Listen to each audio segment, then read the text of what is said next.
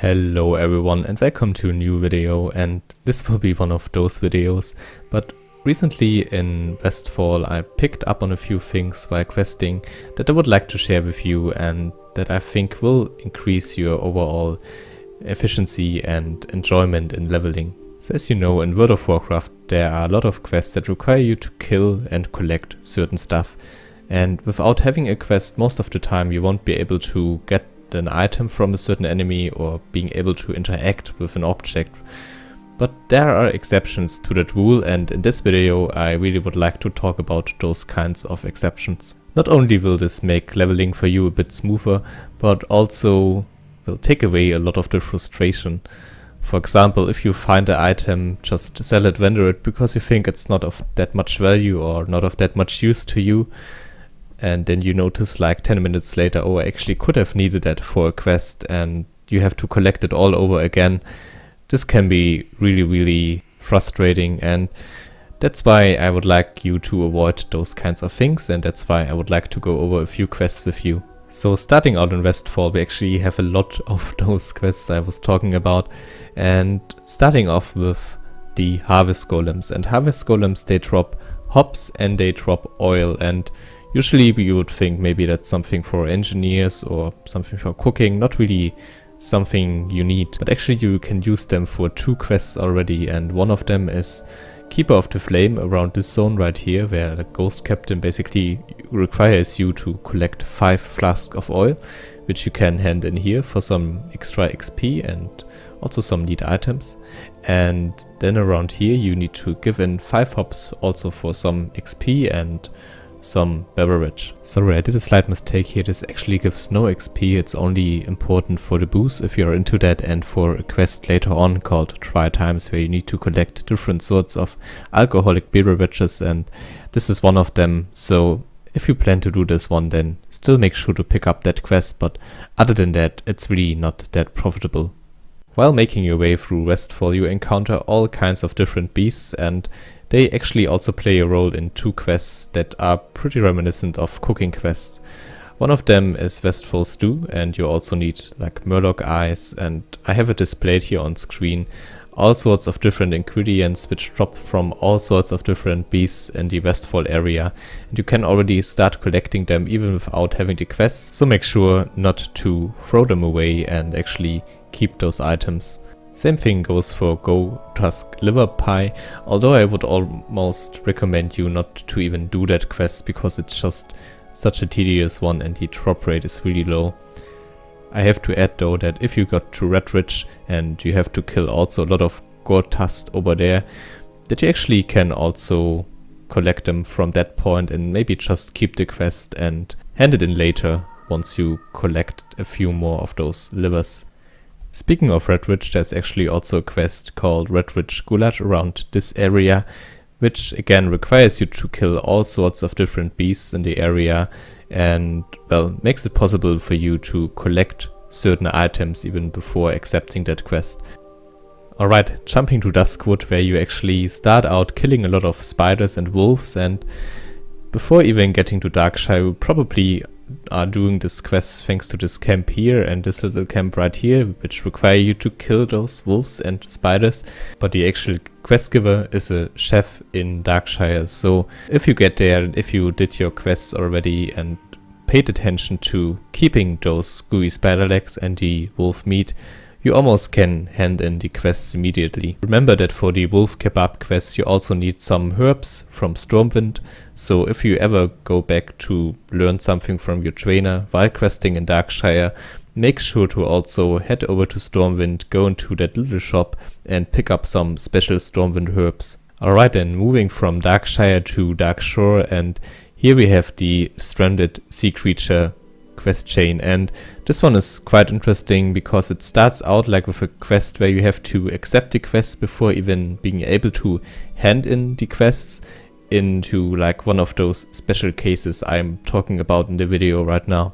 I stressed this out in my let's play already, but make sure to pick up the Stranded Ashore quests from the quest giver near the Hippogriff Master, and there are 2 quests. One of those require you to go over here, pick up one stranded sea creature and then swim in the water around this area and pick up another one. And after you've done that quest line, then you basically are free to pick up any stranded sea creature all along the shore you can find. And there are quite a few of them, especially centered around this area. They are well guarded by a lot of murlocs, but like not underwater, which is nice. I mean, they are stranded after all, right? And they give a lot of XP, and while doing your quests you have to travel a lot of distances, and this is basically really nice for your efficient kind of leveling. And otherwise, if you do not do those first 2 quests, then you basically miss out on a lot of experience, and that's why it's very important to do them right away. Then we have a quest giver in Oberdeen who also provides you with easy strider living, a quest which requires you to collect again for a cooking recipe and which requires you to collect meat from the striders. So in case you already killed some of those and you don't have the quest, then make sure to keep the strider meat in case you need it for the quest later.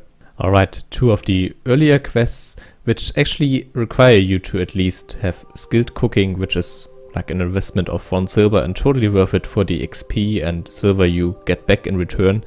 One of them is, well, in Teldrassil, and around Dolona you pick up a quest after skilling cooking which requires you to collect spider legs, and those also drop even without you having the quest. So in case you did not skill cooking and you already killed a few spiders and you still have a few of those legs, then make sure to pick them up and keep them, of course. And well, after skilling cooking around this area right here, hand in the quest for some quick extra experience and silver. Also a nice recipe. In the Eastern Kingdoms you can find a similar quest around Kronos for the dwarves and gnomes.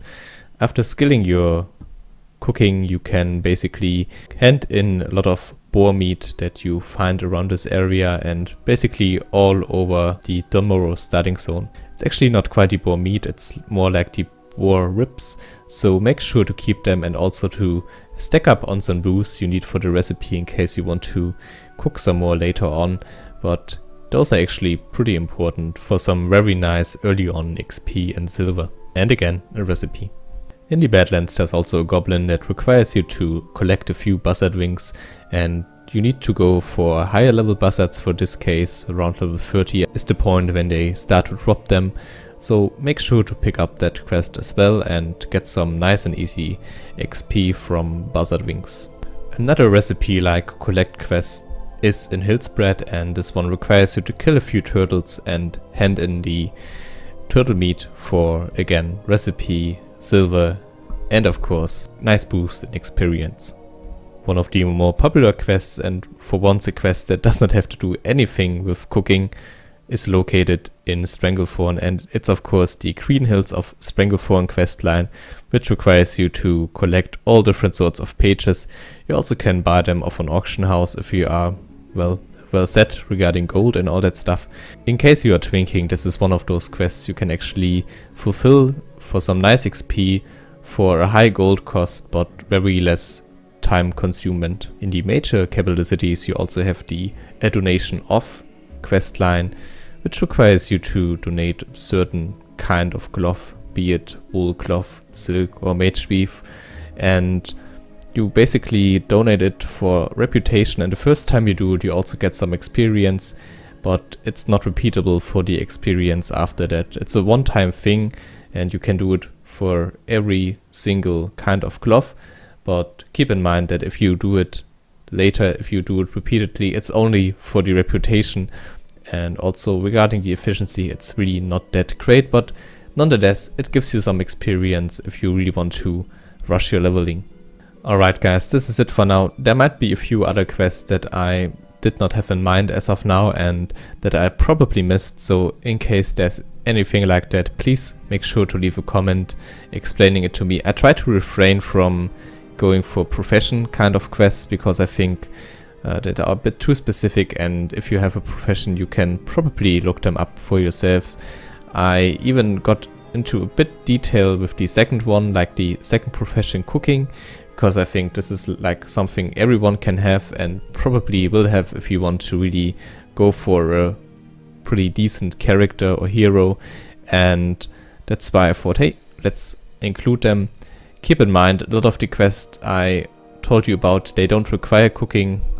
If they do, I think I pointed it out in the regarding kind of skit. And if you are not sure about a certain item, if it's not gray, like if it's white and you just don't know, okay, it's a bit weird, like maybe there's another purpose besides a profession or just straight up rendering it, then make sure to go into the WoW database and just look it up, what kind of purpose there might be.